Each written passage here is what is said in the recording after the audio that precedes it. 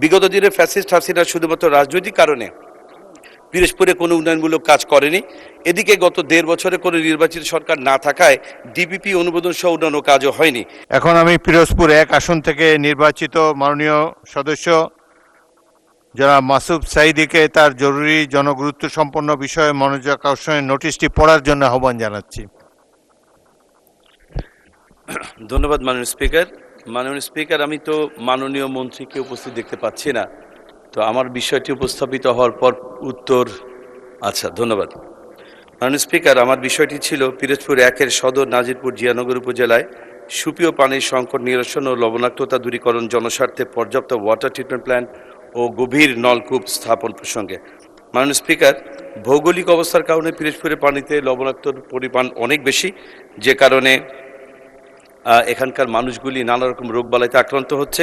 জলবায়ু পরিবর্তনের কারণে লোনা পানির লোকালয়ে ঢুকে সুপেয় পানির উৎসগুলি নষ্ট হয়ে যাচ্ছে। নিরাপদ পানির অভাবে উপকূলীয় অঞ্চলের মানুষ বিভিন্ন রোগ সহ নানাবিধ জটিলতায় ভুগছে। মাননীয় স্পিকার, একই সাথে আমাদের 3টি উপজেলার পাশাপাশি আমার একটি পৌরসভা আছে। মাননীয় স্পিকার, এটি 1885 সালে প্রতিষ্ঠিত হয়েছিল, যেটি বাংলাদেশের অন্যতম প্রাচীন একটি পৌরসভা এবং ক শ্রেণীভুক্ত পৌরসভা। এই পৌরসভার জনসংখ্যার পরিমাণ মাননীয় স্পিকার প্রায় 1,20,000। কিন্তু দুর্ভাগ্যজনক হলো সত্য যে আমাদের এখানে একটি মাত্র ওয়াটার ট্রিটমেন্ট প্ল্যান্ট থাকার কারণে প্রতিদিন এখানে প্রায় 20 ঘন্টা 6টি মোটর পাম্পের মাধ্যমে মাত্র 40 ভাগ এলাকায় পানি সরবরাহ দেওয়া সম্ভব হয়। মাননীয় স্পিকার, এখানে প্রতিদিন 3 লক্ষ পানির উৎপাদন আছে, অথচ চাহিদা আছে 9 লক্ষ লিটারের। পিরোজপুর পৌরসভায় পানির গ্রাহক আছে 8,000 মাননীয় স্পিকার, কিন্তু গ্রাহকদের কাছে পানি পৌঁছানো যাচ্ছে মাত্র 3,000 মানুষের কাছে। এখানে প্রতিদিন একবার করে পানি সরবরাহ দেওয়ার কথা মাননীয় স্পিকার, কিন্তু গত 1-2 সপ্তাহ ধরে এখানে 2 দিন 3 দিন পরও পানি পৌঁছানো সম্ভব হচ্ছে না।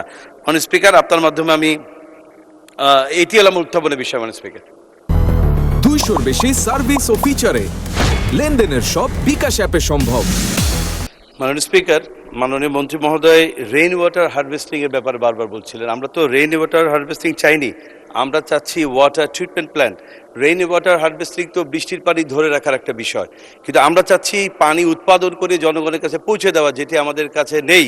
এখন মাননীয় স্পিকারের কাছে, মাননীয় স্পিকারের মাধ্যমে মাননীয় মন্ত্রীর কাছে জানতে চাচ্ছি, বর্তমানে জনস্বাস্থ্য প্রকৌশল অধিদপ্তরের মাধ্যমে ফ্রান্সের AFD 7 town and inclusive sanitation নামে একটি প্রকল্প নিয়ে ফিজিবিলিটি স্টাডি করে প্রাক্কলন তৈরি করা হয়েছে।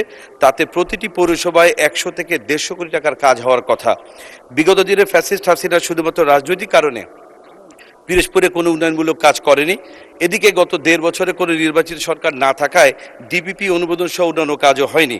তাই মাননীয় স্পিকার, আপনার মাধ্যমে মাননীয় মন্ত্রীর কাছে জানতে চাই, পিরোজপুর পৌরবাসীর কাঙ্ক্ষিত নিরাপদ সুপেয় পানি স্যানিটেশন ব্যবস্থা উন্নয়নে ফ্রান্সের AFD 7 town and inclusive sanitation নামীয় প্রকল্প থেকে বরাদ্দ অথবা মাননীয় মন্ত্রীর নেতৃত্বাধীন স্থানীয় সরকার মন্ত্রণালয় থেকে পিরোজপুর পৌরসভার জন্য বিশেষ বরাদ্দ প্রদান করা হবে কিনা, এবং পানি সহজলভ্য করার জন্য বলেশ্বর নদীর খননের ব্যবস্থা করা হবে কিনা।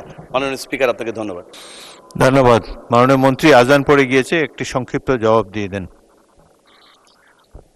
ধন্যবাদ মাননীয় স্পিকার।